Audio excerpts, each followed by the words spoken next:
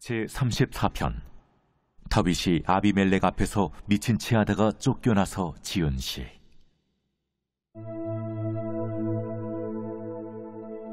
내가 여호와를 항상 송축하며 내 입술로 항상 주를 찬양하리이다.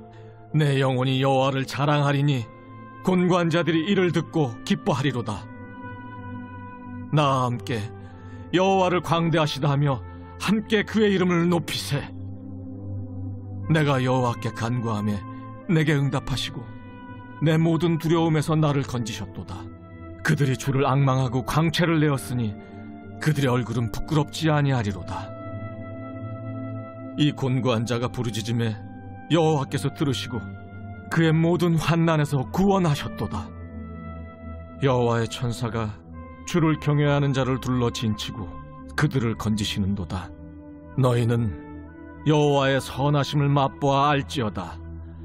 그에게 피하는 자는 복이 있도다. 너희 성도들아, 여호와를 경외하라. 그를 경외하는 자에게는 부족함이 없도다. 젊은 사자는 궁핍하여 줄일지라도 여호와를 찾는 자는 모든 좋은 것에 부족함이 없으리로다. 너희 자녀들아, 와서 내 말을 들으라. 내가 여호와를 경외하는 법을 너희에게 가르치리로다. 생명을 사모하고 연수를 사랑하여 복받기를 원하는 사람이 누구뇨? 내 혀를 악에서 금하며 내 입술을 거짓말에서 금할지어다. 악을 버리고 선을 행하며 화평을 찾아 따를지어다. 여호와의 눈은 의인을 향하시고 그의 귀는 그들의 부르짖음에 기울이시는도다. 여호와의 얼굴은 악을 행하는 자를 향하사 그들의 자취를 땅에서 끊으려 하시는도다. 의인이 부르짖음에 여호와께서 들으시고 그들의 모든 환난에서 건지셨도다. 여호와는 마음이 상한 자를 가까이 하시고 충심으로 통회하는 자를 구원하시는도다. 의인은 고난이 많으나 여호와께서 그의 모든 고난에서 건지시는도다. 그의 모든 뼈를 보호하시며 그 중에서 하나도 꺾이지 아니하도다. 악이 악인을 죽일 것이라. 의인을 미워하는 자는 벌을 받으리로다. 여호와께서 그의 종들의 영혼을 속량하시나니 그에게 피하는 자는 다 벌을 받지 아니하리로다.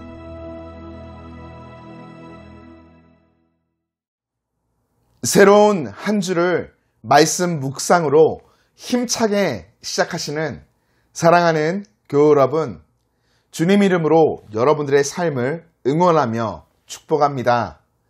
좋으신 주님, 새로운 한 주도 우리의 삶 모든 자리 가운데 친히 함께하사 풍성한 사랑과 은혜를 베풀어 주실 줄 믿습니다. 그 주님을 신뢰하며 아침을 여는 묵상을 기도함으로 시작합니다. 사랑의 주님, 우리에게 새로운 생명을 허락해 주시고 말씀 묵상의 자리로 인도해 주심에 감사드립니다. 주님께서 허락하신 오늘이라는 시간을 우리가 사랑하게 하시고 우리에게 주어진 모든 것들을 당연히 여기지 않고 하나님의 은혜로 받아들일 수 있도록 복내려 주옵소서. 주어진 삶의 자리에서 맡겨진 많은 것들을 감당하며 일들이 잘 해결되지 않을지라도 낙심하지 않도록 우리의 심령을 지켜 보호하여 주시고 기쁨과 감사가 가득 넘치는 삶 걸어갈 수 있도록 주님이 인도하여 주옵소서. 감사드리며 예수님의 이름으로 기도드립니다. 아멘. 여러분, 복된 한 주를 시작하며 오늘 우리가 접하는 시편 34편은 그 제목이 조금 길고 독특한데요. 다윗이 아비멜렉 왕 앞에서 미친 채 하다가 쫓겨나서 지은 시입니다. 이 시는 구약 성경 사무엘상 21장의 내용을 배경으로 지어진 다윗의 시이죠. 우리가 잘 아는 다윗은 골리앗을 죽이고 이스라엘의 영웅이 되었지만 사울의 질투로 인해 생명이 늘 위태로운 사람이었습니다. 천만 다행히도 생명을 바꿀 만한 친구인 요나단이 왕의 명령이기도 한 아버지의 뜻을 거스르면서 다윗을 도피시켜 주었고, 제사장 아히멜렉 역시 자신의 목숨이 위태로워질 것을 알면서도 다윗에게 음식과 무기를 내어주며 도와주죠. 그러나 아무리 요나단과 아히멜렉이 다윗을 아껴준들 사울의 손으로부터 보호해줄 힘은 없다는 것을 다윗은 잘 알고 있었습니다. 그래서 적의 적은 동지라고 하죠. 다윗은 높 땅을 떠난 즉시로 국경을 넘어 이스라엘의 적인 가드 왕 아기스에게로 찾아가 망명을 신청하죠. 골리앗을 대면하여 용기 있게 나아갔던 다윗. 그러나 지금 그는 같은 사람이 맞나 싶을 정도로 사울에 대한 두려움 가운데 도망치며 자신의 인생의 흑역사를 쓰게 됩니다. 아기스의 신하들은 다윗이 누구인지 잘 알고 있었습니다. 거인 골리앗을 죽여 사방을 두렵게 했던 사람으로, 사울이 죽인 자는 천천히요 다윗은 만만히로다 라는 노랫말처럼 이스라엘의 추앙받는 에이스, 용사였죠. 신하들은 이런 그를 받아들이기에는 부담스러운 존재라고 왕에게 전합니다. 돌아가는 상황을 얼추 보니 다윗은 다시 마음이 두려워지기 시작합니다. 자신의 예상과 달리 생명이 위태로워질 수도 있기 때문이었죠. 그래서 자신을 경계하는 이들을 안심시키기 위해 미친 척하며 대문짝에 얼굴을 그적그적거리고 침을 수염에 흠뻑 흘립니다. 아기스는 이런 다윗의 미친 척하는 모습을 보자 화를 내며 그를 쫓아냅니다. 아기스의 경계심이 풀린 것을 파악한 다윗은 곧장 몸을 피해 아둘람 굴로 숨어 들어가게 되죠.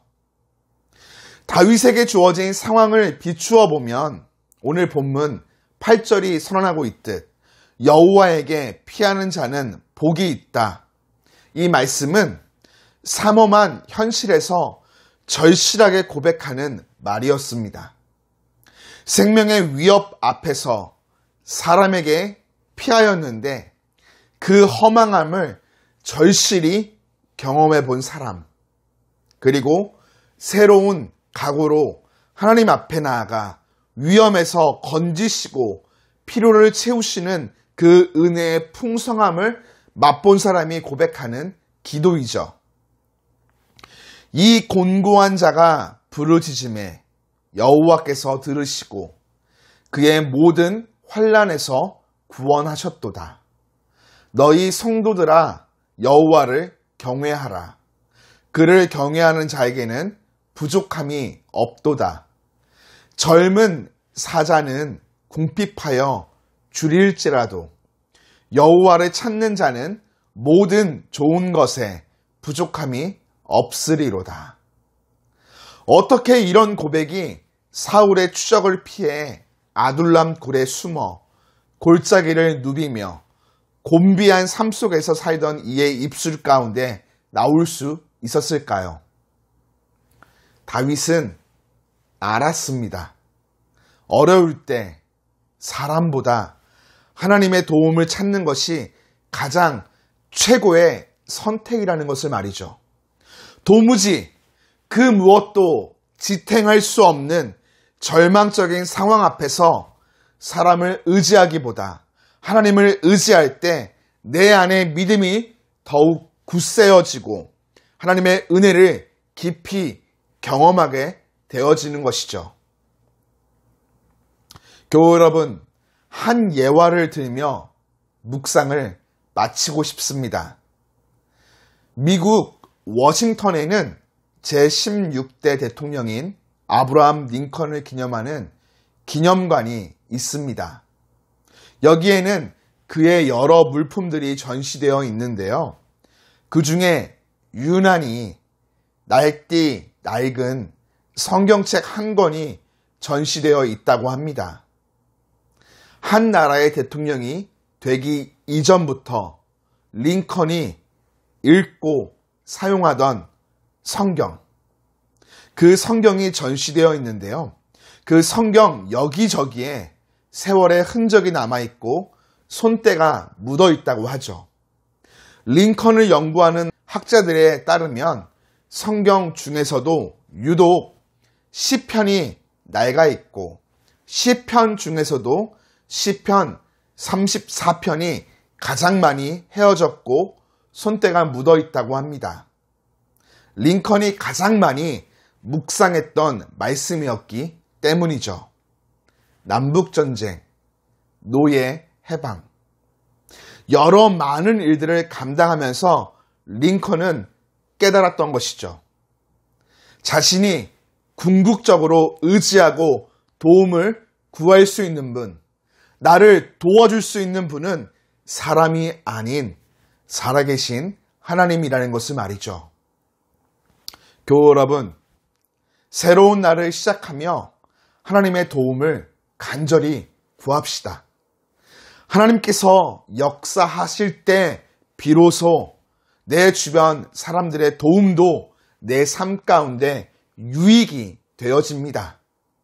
하나님 앞에 나아가 그분의 크심을 인정하며 도움을 구함으로 나 자신의 신앙 또한 커지는 복된 날 살아가기를 주님 이름으로 축복합니다.